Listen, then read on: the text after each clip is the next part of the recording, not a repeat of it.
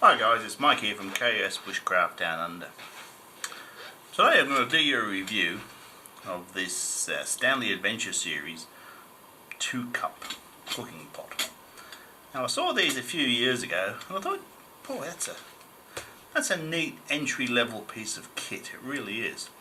But they weren't that cheap, especially in Australia.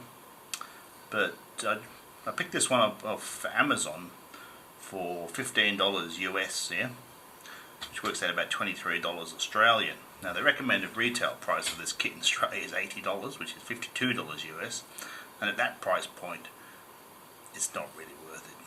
And sometimes you can pick them up on Australian websites for 60 Australian dollars, which is about 38 US dollars at the moment.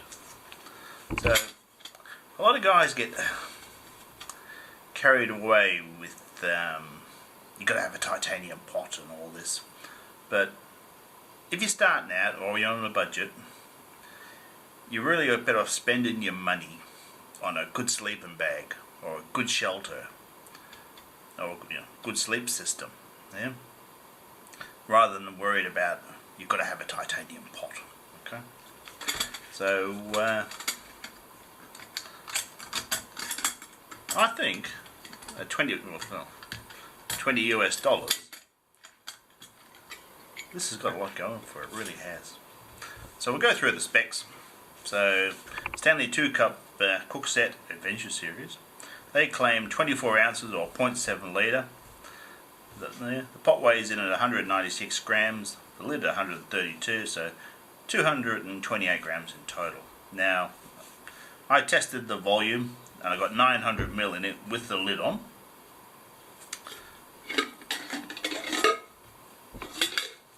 Comes with these two little plastic cups, and they're nice. They really are. Now they claim 10 ounces, 290 ml. I weighed each cup in at 84 grams, and brim full it held 315 ml. Now there is a measuring line, whether the camera can see it or not, which is supposed to be a 1 cup. Well, it is 1 cup if you slightly submerge it, and it's 250 ml. So that's a handy feature. So really you've got a pot and 2 drinking cups. That's pretty cool.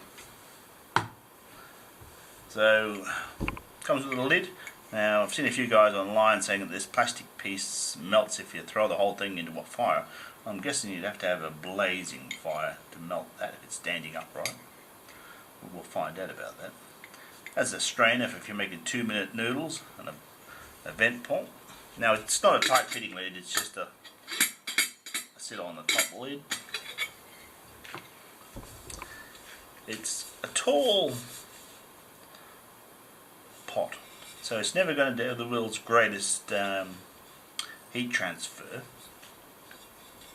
And whoever put the graduations on, put them on the wrong way around. I mean, fair enough, you can read them clearly here and you can see them inside the pot, but they're in reverse. I mean, it's not the biggest problem in the world, but other pot manufacturers put it so that as you're tipping water in there you can read them. So I don't know what went wrong there. Probably no one's ever tipped water into it. I mean, fair enough, you've got your brand name embossed there, you want to read that on the outside, so you pick it off the shelves. The locking mechanism is pretty simple. They seem to be excessively long. So it squares in, lock it, and I reckon you could probably hang that over a fire in that position. We'll try that.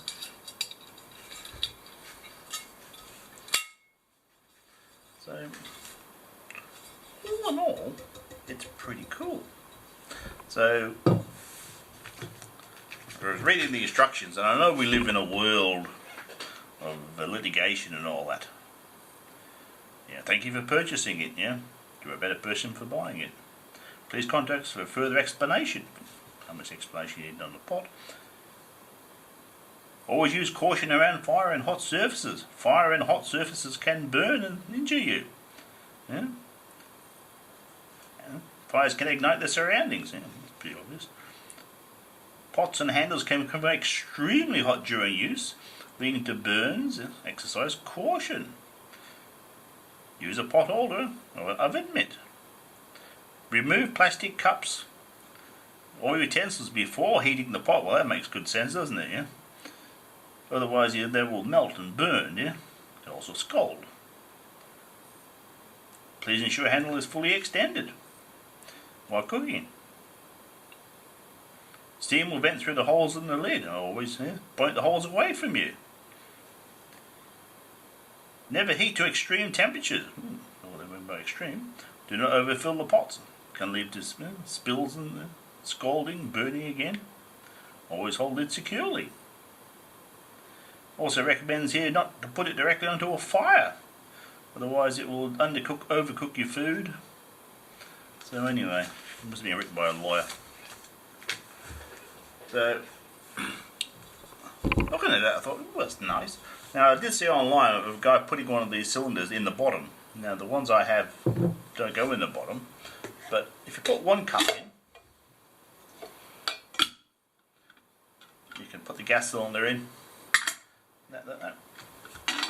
So with a tiny gas stove, you've got a great one-man's gas stove system, you really have. So we'll do a few boil tests and we'll compare it. I mean, my gold standard is the MSR Titan kettle. But I mean, this is about $100 US retail at the moment, unless it's an older one. So you can get 5 of those.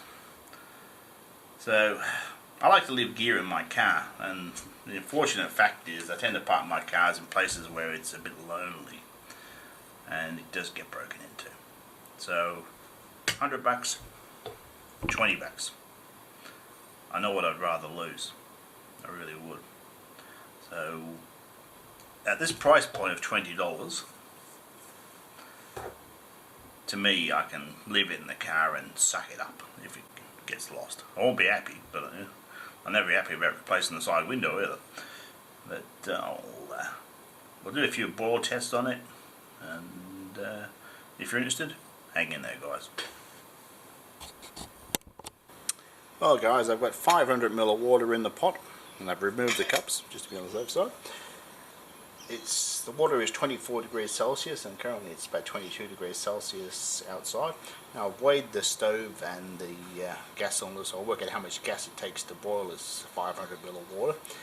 It does sit on the MSR Pocket Rocket quite well. It does feel tall compared to this little Snow Peak kettle, which I use a lot. So if the I'll start the timer.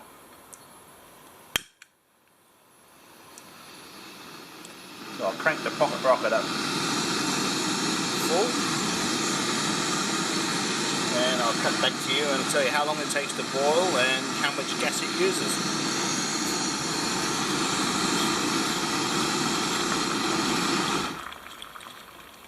Okay, so we've got a boil in just under 3 minutes.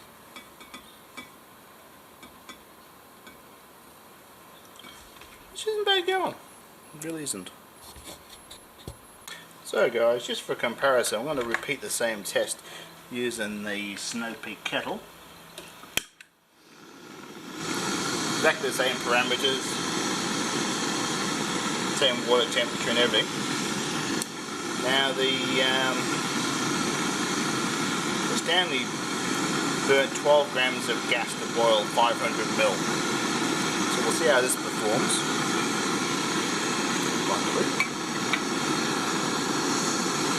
I'll see you back. So the Snow Peak boiled 30 seconds sooner.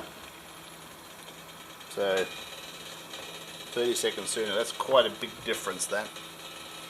So I'll weigh the cylinder again and compare it to gas usage, and I'll get back to you.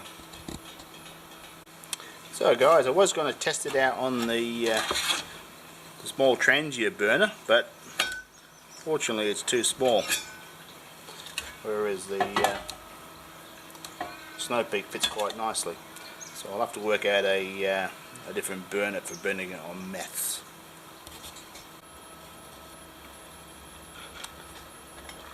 So we've just got a boil. We're at just on 11 minutes. It looks like I'll have a bit of video editing to do. I've left the camera running. So there's still some liquid meths in the bottom of the burner. I said this crossgate's too short for it really, but I'll let this burn out and cool off. Then I'll repeat the test using the Snow Peak and see how it performs. So it is doable on meths, even with a simple crossgate. Okay guys, I'll repeat the test again with an ounce of meths. Now this crossgate I've borrowed from a Avenue ultralight cookset. So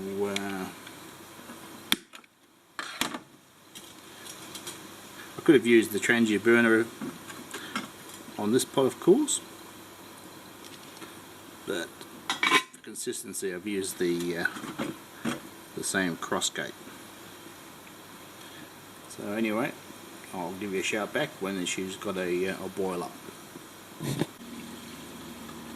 So guys, we're coming up to a boil. Now we're at 8 minutes, so a good 3 minutes quicker than the Stanley pot. All due to the larger base diameter. That's all it is. So it's significantly different. I'm assuming it's using a lot less fuel. Okay guys, to round things off, I'm going to put them side by side on Esbit tablets. So these are the pocket Esbit stoves, favoured with ultralighters. So I'm expecting the Snow Peak kettle to outperform it due to the larger base diameter, which mess tins always outperform canteen cups as well on these fuel cubes. So the water's at 25 degrees centigrade. It's come up a degree.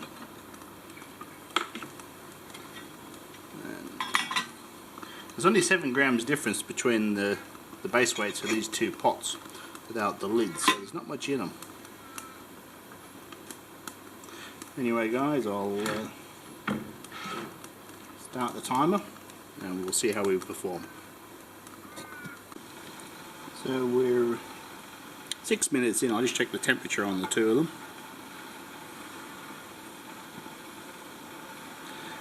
Now the Stanley's at just over 76 degrees.